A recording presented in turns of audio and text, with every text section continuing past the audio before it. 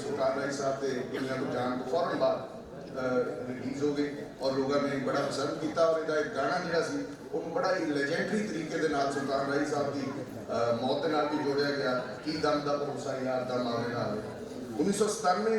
95 96 97 film industry वास्ते बहुत अच्छे साल नहीं रहे। 1997 के उस्ताद नुसरत फतेह अली खान साहब वो दुनिया तो चले गए। पर 1998 के चूड़ियाँ आई, चूड़ियाँ ने सिनेमा को एक वो रिवाइव किया। 1999 के डाकू रानी ये सिग्निफिकेंट फिल्म है। हुण ये तो है किताब की जी साढ़े कॉन्टेंट्स ने ये उत्ते असीं इकबाल कैसर साहब नाल भी गल करांगे तो उन्होंने कहांगे सारे मेरी ने अपनी लिए किताब दी है लिखी है। तुसीं दसो कि ये किताब कारियां नूं किस हिसाब के नाल पढ़नी चाहिए, किस हवाले किस अप्रोच नाल पढ़नी। सर एक पहले वाले का बहुत शुक्रिया जी, बहुत मेहरबानी। और लालपुर वाले का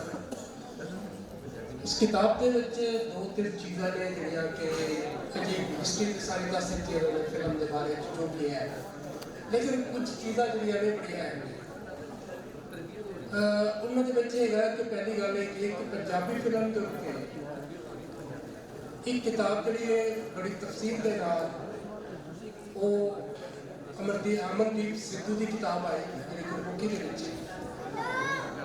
और इधर पाकिस्तान के इन्नी डिटेल के नाल क्या फिल्म से गल की जाए या फिल्म के बारे पंजाबी फिल्म बारे खास करके गल की जाए वो कोई किताब सानू साढ़े कोल नहीं थी। हाँ पंजाबी गाने उत्ते किताब आई है, पूरी फरिश्ता बनिया ने सब कुछ होया, लेकिन ये एक होर बड़ी अहम जी चीज़ से ना वो उन्हें इस किताब को जन्म दिता और वो चीज़ सी कि 50 की दहाई के कराची तो एक फिल्म आई हमारी ज़बान, ये उर्दू फिल्म सी और इसका असल मकसद ये सी कि पाकिस्तान के अंदर उर्दू ज़बान को इस तरह एक पेश किया जाए कि जिन्हें शायद दुनिया से होर कोई ज़बान आई नहीं, सिर्फ यही एक ज़बान आई है कि जी पाकिस्तान के बच्चे और इतनी साड़ी सरकारी और कौमी ज़बान सरकार ने बना दी और मौजूद है। फिर इसको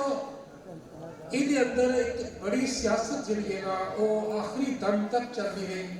जो तक के फिल्म खत्म नहीं और वो सियासत है कि किसी तरीके के नाल पंजाबी फिल्म के पाबंदी लवाई जाए, पंजाबी फिल्म को खत्म किया जाए और वो वास्ते भावें जलंधर के रहने वाले सन भावें पंजाबी ही सन जनरल मोहम्मद ज़ियाउल हक साहब के सामने एक दरखास्त पेश की गई कि पंजाबी फिल्म जी है वो कौमी फिल्म के मुकाबले उत्ते बहुत ताकतवर है और दूसरी गल ये कि वो अखलाक खराब कर रही है इस पूरे मुल्क का, लिहाजा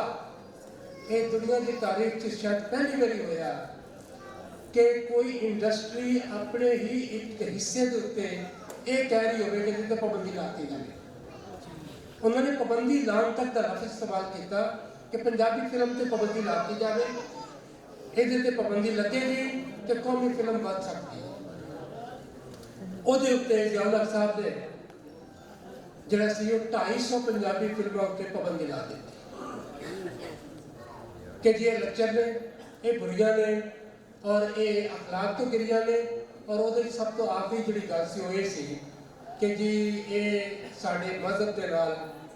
जिहड़ा उहदी मुहब्बत है अकीदत है वो नहीं वो गल नहीं करती।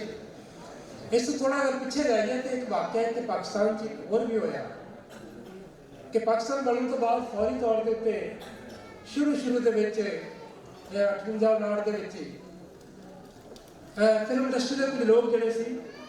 वो वज़ीर तजारत सनअत और तजारत अब्दुल्ला बरेस्टर साहब के कोल गए और उन्होंने जाकर रिक्वेस्ट की कि जी फिल्म इंडस्ट्री वास्ते कुछ किया जाए कि फिल्म इंडस्ट्री साड़ी जी तगड़ी हो सके, कुछ करो। तो उन्होंने जो इरशाद फरमाया मैं पूरा पूरा सपोर्ट भी किया है। उन्होंने कहा सी कि ये लौ लाभ का काम है, मुसलमानों को ज़ेब नहीं देता कि वो फिल्म बनाए, लिहाजा आप जा सकते हैं। सो एक सोच है, एक फिक्र है, ਇਹ ਸਿਰਫ ਜ਼ਿਆਉਲ ਹੱਕ ਤੱਕ ਨਹੀਂ ਮੌਜੂਦ ਹੈ, ਬਲਕਿ ਇਹਦਾ ਜਨਮ ਉਸ ਦਿਨ ਤੋਂ ਹੀ ਹੋ ਗਿਆ ਸੀ ਜਿਸ ਦਿਨ ਮੀਨਾਰੇ ਪਾਕਿਸਤਾਨ ਬਣਨ ਲੱਗਾ ਸੀ ਤੇ ਮੀਨਾਰੇ ਪਾਕਿਸਤਾਨ ਵਾਸਤੇ ਜਿਹੜਾ ਪੈਸਾ ਇਕੱਠਾ ਕੀਤਾ ਗਿਆ ਉਹਦੇ ਵਿੱਚ ਫਿਲਮ ਦੇ ਉੱਤੇ ਫਿਲਮ ਦੀ ਟਿਕਟ ਦੇ ਉੱਤੇ ਟੈਕਸ ਲਾਇਆ ਗਿਆ ਔਰ ਉਹ ਟੈਕਸ ਜਿਹੜਾ ਲੱਗਾ ਉਹਦੇ ਨਾਲ ਮੀਨਾਰੇ ਪਾਕਿਸਤਾਨ ਦੇ ਵਿੱਚੋਂ ਪੈਸਾ ਇਸਤੇਮਾਲ ਹੋਇਆ। ਲੇਕਿਨ ਉਲਮਾ ਇਕਰਾਮ ਨੇ ਉਹਦੇ ਉੱਤੇ ਫਤਵਾ ਦਿੱਤਾ ਕਿ ਇਹ ਯਾਦਗਾਰ ਦੇ ਉੱਤੇ ਜਿਹੜਾ ਹਰਾਮ ਪੈਸਾ ਇਹ ਖਰਚ ਨਹੀਂ ਹੋਣਾ ਚਾਹੀਦਾ। ਸੋ ਇਹ ਹਲਾਲ ਹਰਾਮ ਦੀ ਜਿਹੜੀ ਇੱਕ ਲੜਾਈ ਹੈ, ਇੱਕ ਜਿਹੜਾ ਫਸਾਦ ਹੈ, ਇਹ ਪਹਿਲੇ ਦਿਨ ਤੋਂ ਚੱਲਦਾ ਪਿਆ ਹੈ ਤੇ ਸ਼ਾਇਦ ਪਤਾ ਨਹੀਂ ਕਦੋਂ ਤੱਕ ਚੱਲੇਗਾ। ਸੋ ਇਹ ਬਹੁਤ ਅਹਿਮ ਗੱਲਾਂ ਨੇ ਜਿਹੜੀਆਂ ਸਾਡੀ ਸੁਸਾਇਟੀ, ਸਾਡੇ ਮੁਆਸ਼ਰੇ, ਸਾਡੇ ਵਸੇਬ ਨੂੰ ਇਸ ਤਰੀਕੇ ਦੇ ਨਾਲ ਉਗੇੜ ਕੇ ਲਿਆਉਂਦੀਆਂ ਨੇ ਸਾਹਮਣੇ ਕਿ ਅਸੀਂ ਕਿਹੜੀ ਦੁਨੀਆ 'ਚ ਰਹਿ ਰਹੇ ਹਾਂ, ਅਸੀਂ ਕੀ ਕਰ ਰਹੇ ਹਾਂ, ਕਿਉਂ ਕਰ ਰਹੇ ਹਾਂ ਔਰ ਇਹਦੇ ਨਤੀਜੇ ਕੀ ਨਿਕਲਣਗੇ। ਇਹਦਾ ਨਤੀਜਾ ਕੀ ਨਿਕਲਿਆ? ਪਾਕਿਸਤਾਨ ਪੰਜਾਬੀ ਫਿਲਮ ਦੁਨੀਆ ਦੇ ਅੰਦਰ ਸਭ ਤੋਂ ਪਹਿਲੀ ਪੰਜਾਬੀ ਫਿਲਮ ਇਸ਼ਕ ਪੰਜਾਬ ਮਿਰਜ਼ਾ ਸਾਹਿਬ आई, लेकिन वो तकनीकी खराबी की वजह से चल ना सकी तो दूसरी फिल्म जी आई उन्होंने पंजाबी फिल्म मनिया जाता पहली वो फिल्म सी शीला और पिंड की कुड़ी जिहदा इन्हां ने जिक्र भी किया। शीला और पिंड की कुड़ी वो फिल्म है जिहदे अंदर एक छोटी बच्ची ने रोल अदा किया और जिंदगी की पहली बार कैमरे के सामने आई 5 या 7 साल की उम्र के जिंदगी के पहला गाना का रिकॉर्ड होया लंग राजा पत्तन चढ़ाता यार वो सी मैडम नूर जहां ते ओदा पंजाबी फिल्म के हवाले के नाल और पाकिस्तानी फिल्म के हवाले के नाल ओदी जिंदगी का आखिरी गाना जिहड़ा सी वो सी जिहड़ा उन्होंने कहा कि दम का भरोसा यार दम आवे ना आवे। अखीर 2000 के विच मैडम नूर जहां दुनिया तो चले गए ते इहदे नाल पाकिस्तानी फिल्म इंडस्ट्री भी शायद दुनिया तो चली गई और एक और लड़ाई होता बाद सर बहुत शुक्रिया। आखिरी गल जी ये किताब जी है एक पढ़ते हुए बिल्कुल मेरे एक फैसला करने में बड़ी मुश्किल हुई कि इकबाल कैसर साहब बड़े खोजकार ने या बड़े लिखारी ने, क्योंकि तारीख और साल और नाम इन्हों की लिस्ट बनाना एक बड़ा मुश्किल काम है, लेकिन उन्होंने बड़े ही खूबसूरत असलूब के नाल इस किताब को पेश किया। और मैं रिकमेंड कराँगा एक उस्ताद होने के हवाले ना कि इस किताब को मीडिया के तालब इल्म, अदब के तालब इल्म, फिल्म देखने वाले और तारीख और तहकीक के तालब इल्म जोड़े ने वो सारे वास्ते मुफीद, सारे वास्ते फ़ायदेमंद है। लिहाजा इस किताब का मुताला ज़रूर करो क्योंकि ये किताब सानू अपने उस फासले में जोड़ेगी जिहड़ा पहले तो चट्टा साहब कह रहे कि साडी तहजीब, साडी रहत जो जिहड़े रंग खोए गए, ये किताब तुहानू रंग एक बार फिर दिखाएगी जो तुम इन्हें पढ़ोगे। बहुत बहुत शुक्रिया। इकबाल कैसर साहब वास्ते बहुत सारी तारीफ।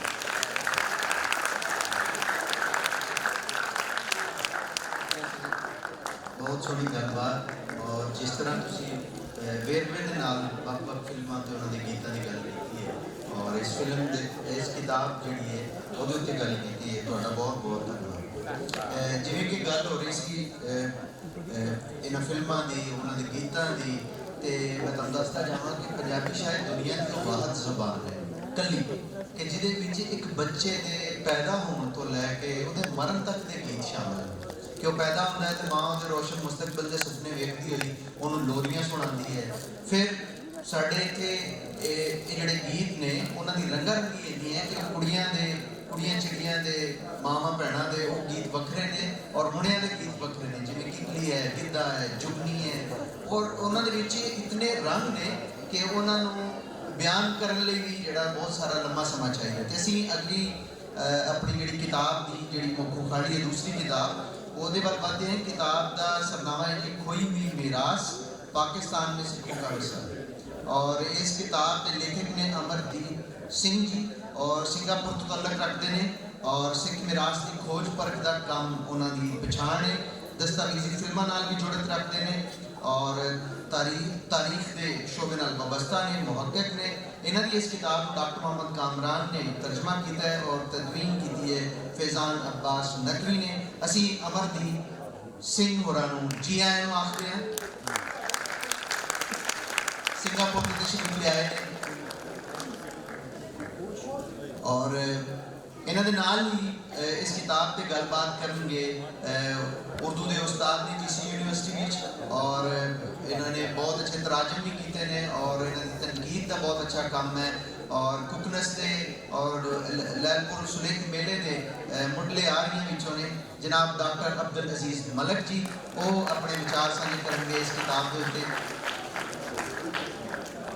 इन्हों के नाल ही मुहक्किक ने, नकाद ने, तारीखदान ने, वो अपना वाला आप ने और पंजाब यूनिवर्सिटी पढ़ाते रहे हैं, शोबे के हैड भी रहे हैं तारीख के। मेरी मुराद प्रोफैसर डॉक्टर मोहम्मद चावला जी, उन्होंने जैन आखांगे और चावला जी होर अगे बेनती है कि वो इस किताब की जिहड़ी है वो गुण चुकाई करें।